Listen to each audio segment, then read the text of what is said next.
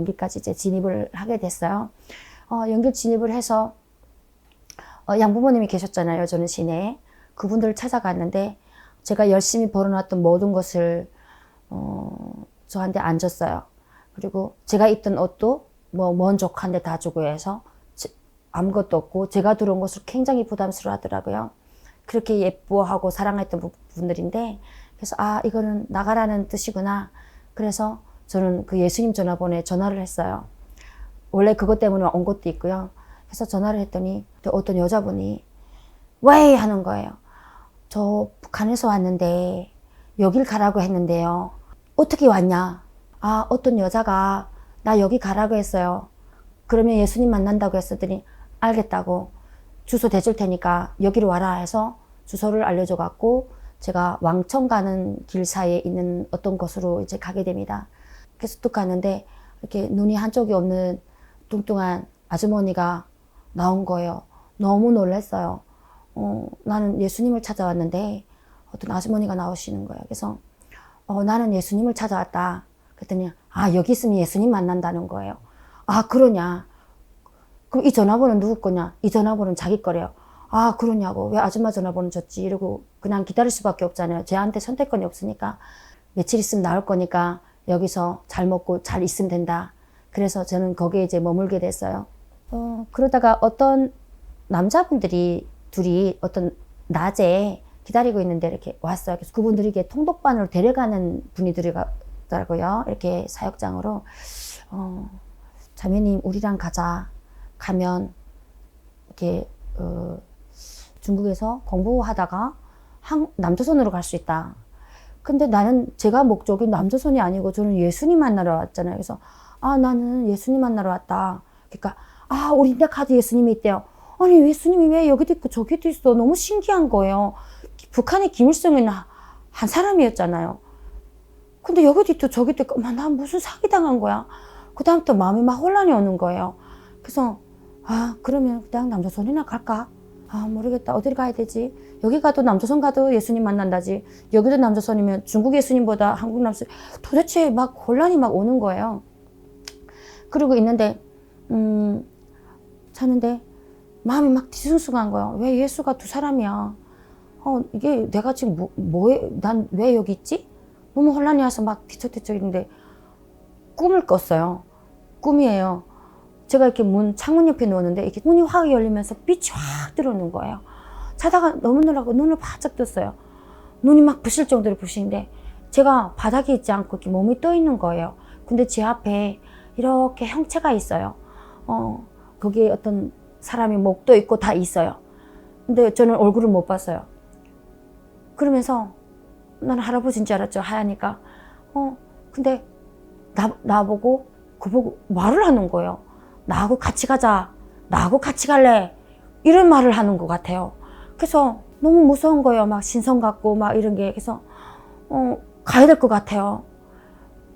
나는 근데 속으로는 이래요. 예수님인가? 이게 예수님인가? 그게 예수님인가? 아니 뭐지? 왜 신선이 나한테서 이런 말 하나? 그런데 제가 그분의 옷자락을 붙잡았어요. 옷자락을 붙고 깼어요. 그리고 이제 한 2, 3일 더 있다가 이제 이렇게 눈 없는 우리 그 집사님하고 집사라고 불러라 그러더라고요. 그래서 집사님하고 연길역전으로 나갔습니다. 연길역전으로 가니까 체력이 우람한 한 남자와 어떤 또 아저씨 한 분과 그 체력이 우람한 그 주모세 전도사님이 돌 정도 된 아기를 이렇게 안고 있는데 이렇게 나오는 거예요. 근데 저를 보자마자 막 우시는 거예요. 그래서 예수님이 왜 저분이 예수님인가? 예수님이 아기 도대체 내가 그려본 예수님이 꿈에도 봤는데 이것도 아니고 근데 남편이라고 자매님 본 분이 아내라고. 그러니까 제가 막 눈물 나는데 아기를 보니까 막 기가 막히게 눈물이 나는 거예요. 도대체 이게 무슨 신이냐. 그래서 막 같이 울었어요. 그 후로는 주모세 전도사님 순교하실 때까지 우는 걸 못 봤어요. 정말 크게 많이 우셨어요. 사모님이 생각나가지고. 그리고 저희가 팔가저로 갔어요. 차를 집사님은 이제 돌아가시고 또 그분을 보필하는 집사님과 주모씨 전도사님과 아기하고 같이 팔가지를 갔는데 친척분이시더라고요. 같이 동행하시는 분이 그분의 이제 부모님들께 이 아기를 데리고 사역할 수 없으니까 아기를 맡기로 저도 같이 갔다가 이렇게 오는데 변방이다 보니까 군인들이 이렇게 지키는 코스들이 있더라고요. 근데 주모세 전도사님도 신분증도 없고 아무것도 없어요. 근데 이분들은 막 그냥 기도하더라고요. 저는 막 바짝 졸은 거예요. 지금 군방 살아 왔는데. 그랬더니 저기 어디 가면 얼마 가면 이제 초소가 있는데 자매님 기도하세요 이러는 거예요. 그래서 저보고 기도해보래요. 그래서 뭐라 했어요. 근데 원래 예수님 믿었냐고, 왜 이렇게 기도 잘하냐고 해서 제가 뭐라고 말했는데 잘하냐고 그러냐고. 기도를 배운 거 사람 같이 했대요. 저는 지금도 기억이 안 나요. 간절하게 뭘 했나 봐요. 지금도 기억이 안 나요. 뭐라고 했는지. 그 남자 집사님이 앞에 앉고 제가 이렇게 앉고 전도사님이 이렇게 옆에 앉았어요. 그런데 군인이 없었어요. 군인이 없어서 한 초선을 건너갔어요. 근데 두 번째 초소에 걸렸어요. 근데 제가 중국말을 하거든요. 저는 중국말을 싼동성에서 배웠었거든요. 이 시내사를 해야 돼갖고 제가 앞에 앉았어요. 그래서 앞에 문을 열고 우리 어디 갔다가 어디 가는 길이다. 그랬더니 저보고 말하는 거예요. 이제 좀 공방 고생하고 하니까 북한 여자 같잖아요. 이분은 말 안 시켜요. 왜냐면 뚱뚱해요. 기름이 번들번들하셔가지고 말 안 시킨데 저게 말을 시키더라고요. 니 어디서 오냐고 중국말로. 저는 중국말이 그때 엄청 유창했어요. 그랬더니 가라고 그러더라고요. 그래서 이분 말 시키면 한마디도 못해요. 근데 저희가만 말 시켜서 건너갔어요. 이렇게 건너가고 저희가 기차를 타고 처음에는 이제 할빈으로 갔어요. 저는 뭐 어디 가냐, 뭐 어쩌냐, 어디 간다면 뭐 저한테 뭐 달라지는 노선이 달라지는 게 아니니까 이분만 따라가는 거예요. 그래서 제가 물어봤어요. 나는 예수란 남자 전화 받았는데 왜 이러냐 했더니 우리랑 따라가면 그분을 만날 수 있다. 그래서 전도사님이 말씀하는 게 나랑 가면 대학에 간다. 대학에 가서 그분과 우리가 공부를 하고 하여튼 좋다. 뭐 복받는다. 뭐 이런 말을 한 것 같아요. 말을 잘해요. 말씀을 엄청 잘해요. 그래서 거기에 홀라당 넘어갔어요. 그리고 기차를 타고 이렇게 가는데 쭉 연변을 지나면 이제 그렇게 신분증 검사나 이런 게 없거든요. 이렇게 가는데 검사를 안 해요. 쭉 가는데 저한테 이만한 두꺼운 책을 주더라고요. 이거 읽어보라 하고는 두 분은 이제 기차 이렇게 앞좌석에서 두 분이 코를 드링드링 그러고 주무시고 제가 이렇게 탁 펼쳤는데 시편 1편을 받았어요. 복이는 자는 악인의 꾀를 쫓지 않냐며 이 말씀을 또 주는데 도대체 이게 무슨 말인지인데 이게 너무 좋은 거예요. 저는 태어나서부터 복이 없는 거예요. 아버지가 작품을 잘못 써서 추방되다 보니까 꼬리패 달려서 제 인생이 그렇게 제가 태어난 것은 추방된 것이었거든요. 그러니까 이게 복이 뭔지 이 복이란 말이 저한테는 전혀 상관없는 말인데 이 복 있는 자가 된대요. 자기를 따르면. 결국은 이게 예수잖아요. 그래서 이거를 보고 다른 장을 안 넘어갔어요. 거기만 봤어요.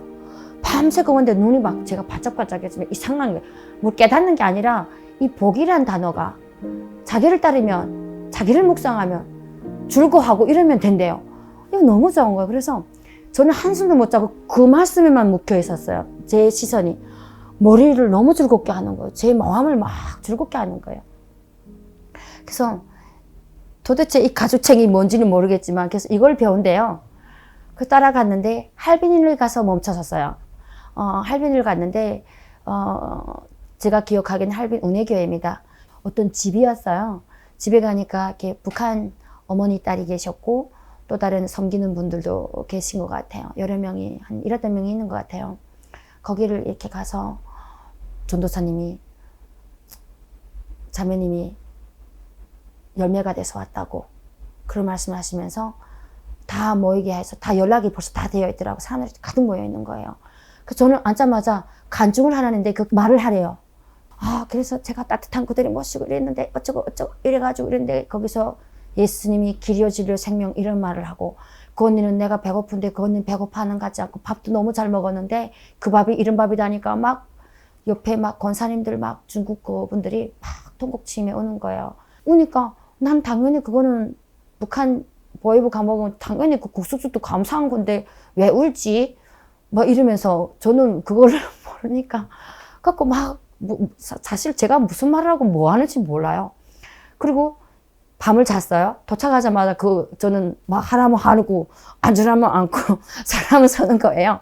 순종이 뭔지도 모르고 순종하고 있었어요. 긴장이 풀리기 시작해서 막 자는데 막 옆에서 막 노랫소리 들리고 막 이상한 소리 막 들려서 뚝 깼는데 구석구석 벽마다 다 사람들이 붙어 있는 거예요. 벽을 마주보고 다 기도하는 거예요. 이렇게 안 하고 나 이 사람 벽을 놓고 왜 기도하나. 그래서 전도사님 방을 뚝뚝뚝뚝 두드리고 들어갔는데 전도사님도 지금 막 저 벽을 향해서 막 기도하는데 제가 들어오니까 저 기도하라는 거야. 창문을 가리키는 거야. 아, 나보고 창문에 가서 이렇게 하라는가 보다 하고 뭐지 그래도 다들 눈 감았어요. 그런데 갑자기 눈물 나기 시작하는 거예요. 성령 임재하셔갖고. 근데 그분이 나한테 오셔갖고 뭘 하냐면 제 어릴 때부터 산 상황을 필름을 갖다가 딱 굴리는 거예요. 그게 뭔지 모르고 그냥 봤어요. 눈 감고 있는데 그걸 딱 보는데 저는 울고 있어요. 제가 무슨 말을 해야 되고 뭘 하는지도 모르는데 그냥 보여주셨어요. 내가 산 거를 필름이 따라 영화 필름처럼 따다다. 근데 장면이 너무 선명하게 내 앞을 따다다다 지나가는 거예요. 그 나이까지 살아온 게 지금까지. 근데 제가 얼마나 울었는지 이게 다 무릎이 다 젖은 거예요. 그 콧물 같지 않은 것들, 눈물들.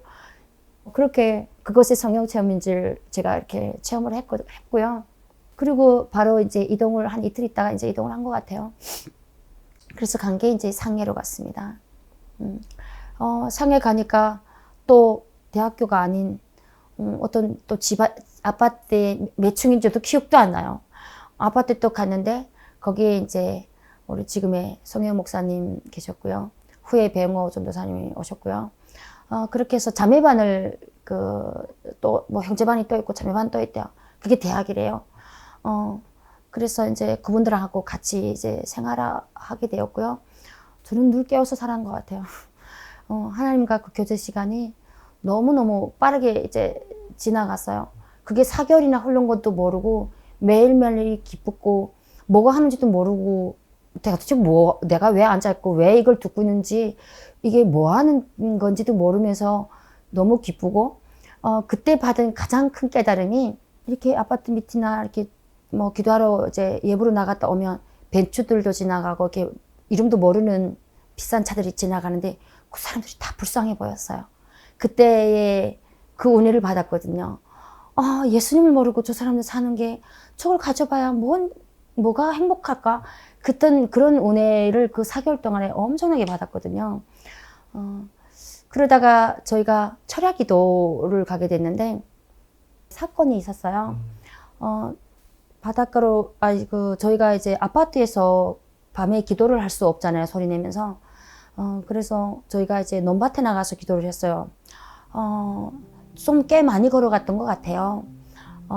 그 논밭으로 이렇게 질러 들어가서 여러 번 이제 철야 기도를 저희가 나가서 했는데 그거는 이렇게 선택이었습니다.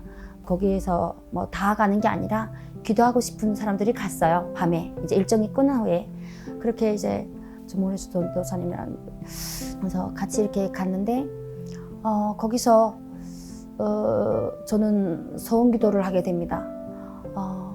하나님이 너무 좋아서 그리고 그 하나님의 시선으로 봤을 때 저 북한 땅에 내가 너무 필요한 것 같은 거예요. 근데 죽을 수도 있어요. 이제 제가 본 언니가 죽었기 때문에. 근데 그 죽음이 하나도 안 무서운 거예요. 거기에 미랄이 되어서 내가 죽어도 되겠다. 너무 기쁘겠다. 이런 충만함이 너무 북받쳐가지고 밤새 기도하면서 서원을 했습니다. 하나님의 뜻이 저 북한 땅을 사랑하신 그 뜻을 제가 이루길 원하시면 저를 준비시켜서 북한 땅에 언니처럼 보내주세요. 근데 그 뒤에 말을 왜 했는지 모르겠는데요. 정확하게 기억이에요. 그런데 하나님 저를 긍휼히 여겨주셔서 저 남조선에 보내주시면 제가 영혼 살리는 일 할게요. 그 말을 왜 했는지 모르겠어요. 이렇게 두 마디를 깊게 했어요. 그게 서원기도인지 모르고 고백을 했습니다. 그렇게 하고 도로에서 잡혔어요.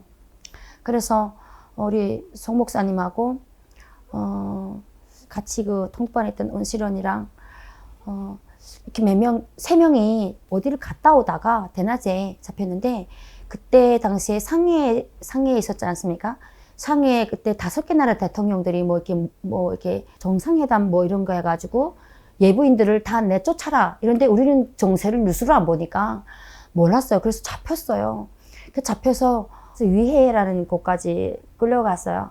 그동안에 또 그 가는 과정에도 사람을 살리는 게 뭔지 그거를 또 체험하게 하셨어요. 위해 가는 길에 기차를 갈아타는 위해가 엄청 먼데 밤을 새면서 갔거든요. 근데 도중에 이제 기차를 갈아타야 되는 근데 그 인원이 몇백 명이어서 잡혀간 인원이 막 일하러 온 사람들 막 이게 여인들도 많았고 돈 벌러 온 사람들이죠. 그분들이 이렇게 다 끌려갔는데 도중에 기차를 기다리기 기차 이렇게 오기를 기다리기 위해서 다 이렇게 앉았는데 쓰러지신 할머니가 계셨어요. 할머니 보는데 눈물이 나는 거예요. 너무 이렇게 궁금한 마음을 하나님이 저에게 보여주셔가지고 손 얹으면 예수님이 하셨잖아요. 그래서 그냥 손 얹었는데 할머니 일어나셨어. 빵 드셨거든요. 네, 그런 일이 있었습니다. 그리고 가면서 중국 말도 잘 못하는데 예, 기독교적인 중국어를 제가 배우지는 않았지 않습니까? 근데 가면서 그냥 입이 쉬질 않는 거예요. 신 예수 봐, 예수 믿어라.